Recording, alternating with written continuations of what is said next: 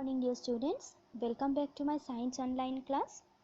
We were studying 4th chapter from your science book, right? The chapter name is Adaptation in Animals. So today let's continue that chapter. So all of you open your books, page number 33. Amphibians. Animals that can live both on land and in water are called amphibians. The animals that can live both on land and in water, they are known as amphibians. They get their food in water and come on land to lay eggs. They get their food in water and for laying eggs they come on land, or we can say that amphibians lay eggs on land and they get water from food, or they get their food in water. Understand? These animals have distinct features that help them to live both on land and in water.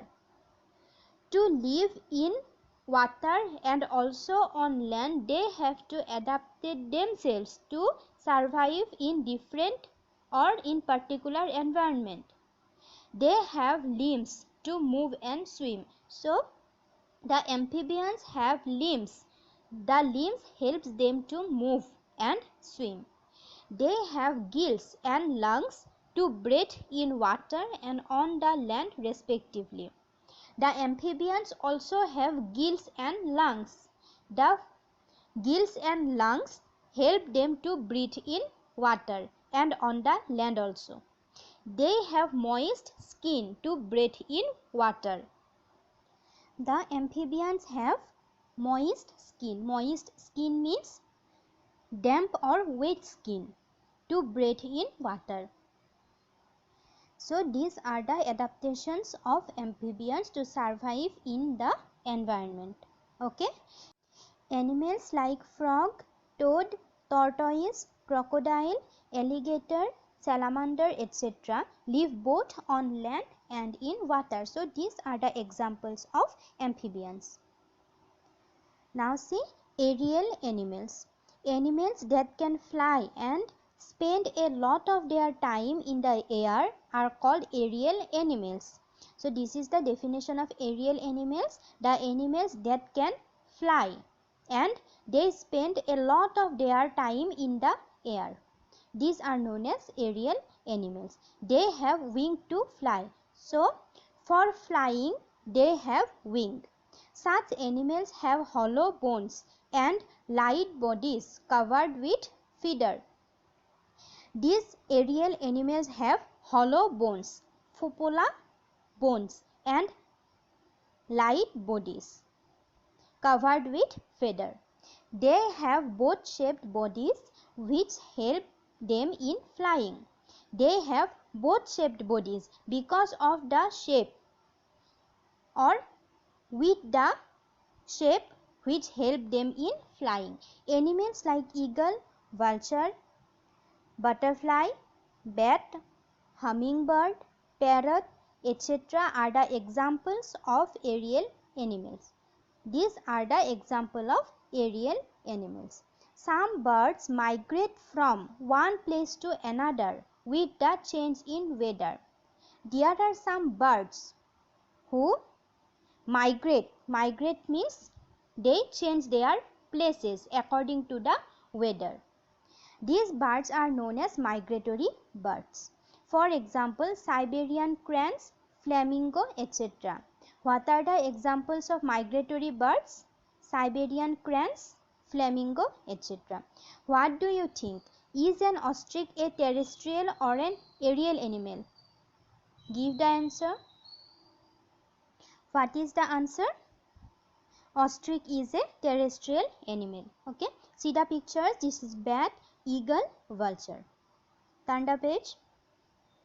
Arboreal animals. Land animals that spend most of their time on trees are called arboreal animals. So, the animals that spend most of their time, basically time, live on trees. They are known as arboreal animals. These are the pictures of some arboreal animals: koala, ape, squirrel.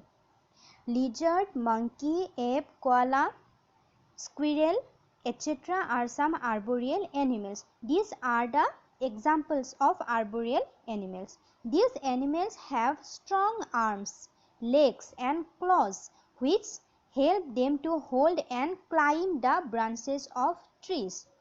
These arboreal animals have strong arms, legs and claws for which help them to hold and climb the branches of trees.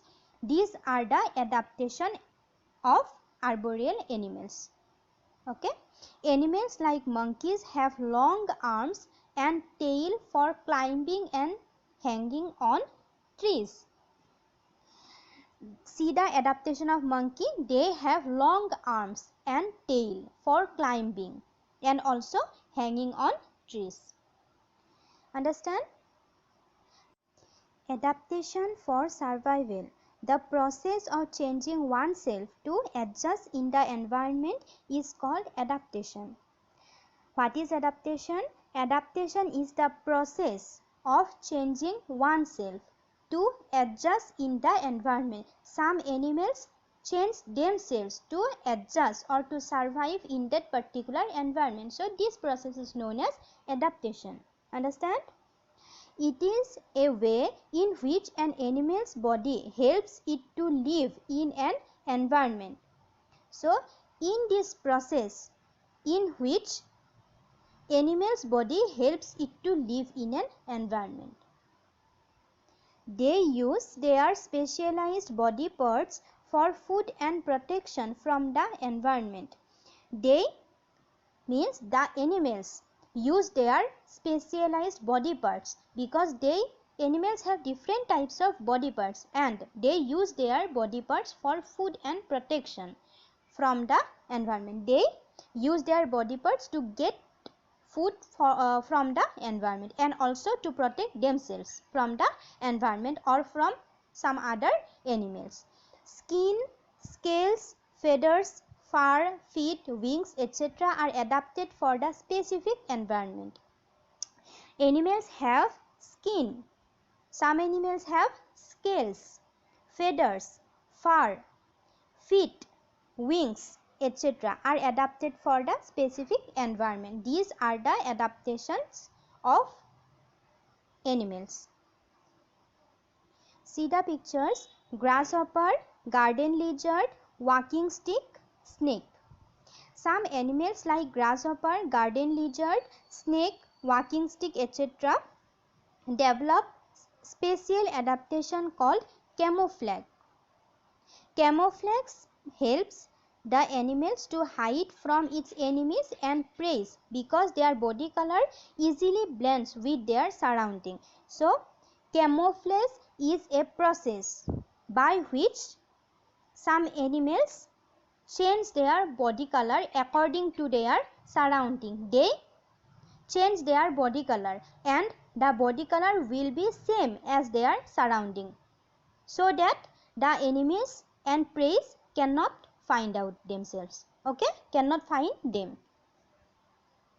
So camouflage was shown by some animals like grasshopper, garden lizard, snake, walking stick, etc. Understand what is camouflage? Okay. Some animals like leopard, tiger, zebra, giraffe, snake, etc. have spots and strips on their body which help them to merge with their surroundings. So, some animals like leopard, tiger, zebra, giraffe, snake, these animals have spots and strips on their body so that or which helps them to merge with their surroundings. These are also adaptation by these animals. This protects them from their predators and prey. These are for the protection. Some animals move fast enough to escape from their enemies. For example, deer, ostrich, emu, snake, etc. run very fast. For their protection and to escape from their enemies, some animals move fast So the animals that move fast are deer, ostrich, emu, snake, etc. Okay. Animals like crab, tortoise and snail have shells that cover and protect their soft bodies. Some animals protect their bodies by a hard shell. Shells means hula. Crab, tortoise, snail. So these animals have shells that protect their bodies because their bodies are soft. Animals like porcupine and hedgehog have spines to protect themselves from their enemies. So these two animals, example porcupine and hedgehog, these two animals have spines. Why? To protect themselves from their enemies. The woodlouse has the ability to roll itself so tightly to take the shape of a ball. This is the adaptation of woodlouse, that they has the ability to roll itself so tightly to take the shape of a ball. Some poisonous animals like snake, lizard, scorpion, etc. have poisonous venom to kill their enemies. So we know that snake has venom, right? And lizard, scorpion also have venom, poisonous venom to kill their enemies or kill themselves from their enemies. See the pictures: snail, scorpion, lizard, porcupine, or we can say porcupine also. Fact to know: elephant have the largest brain, nearly 11 pounds on an average of any mammals that ever walked on earth. Elephant have the largest brain, nearly 11 pounds. You have to remember this. Most dolphins have acute eyesight, both in and out of the water. They can hear frequencies 10 times or more above the upper limit of adult human hearing. So dolphins have the high hearing capacity. Next page. Let us recall. Adaptation is the process of living in a particular environment in order to get food, living place and protection. Animals can be grouped as terrestrial, aquatic, amphibians, arboreal and aerial according to their habitat. So according to the habitat, animals are grouped. Animals also migrate or hibernate to survive in cold weather conditions. Animals can survive in different conditions by camouflaging itself or themselves. So students, this is the chapter adaptation in animals. I hope you all understand the chapter. If you have any confusion, contact me. Okay. So it's your today's class. We will discuss the exercise and I will give question answers in our next class. So keep studying. Keep doing your homeworks. Thank you. Have a good day.